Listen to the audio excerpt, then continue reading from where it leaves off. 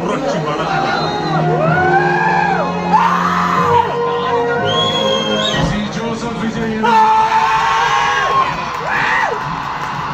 சட்டப்படி அமைக்கப்பெற்ற இந்திய அரசியல் அமைப்பின்பால் உண்மையான நம்பிக்கையும் மாறா பற்றும் கொண்டிருப்பேன் என்றும் இந்திய நாட்டின் ஒப்பில்லாத முழு முதல் ஆட்சியையும் ஒருமையையும் நிலைநிறுத்துவேன் என்றும் தமிழ்நாட்டு அரசின் முதலமைச்சராக உண்மையாகவும் உளச்சான்றின்படியும் என் கடமைகளை நிறைவேற்றுவேன் என்றும் அரசியல் அமைப்பிற்கும் சட்டத்திற்கும் இணங்க அச்சமும் ஒருதலை சார்பும் இன்றி விருப்பு வெறுப்பை விலக்கி பலதரப்பட்ட மக்கள் அனைவருக்கும் நேர்மையானதை செய்வேன் என்றும் ஆண்டவன் மீது ஆணையிட்டு உறுதிமொழிகிறேன்.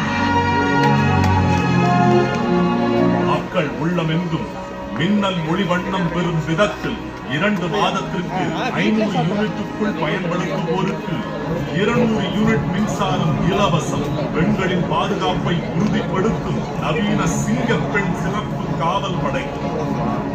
கடுமையான நடவடிக்கையுடன் போதை ஒழிப்பு சட்டம்.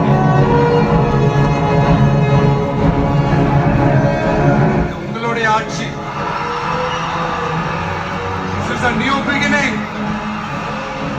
New era starts now.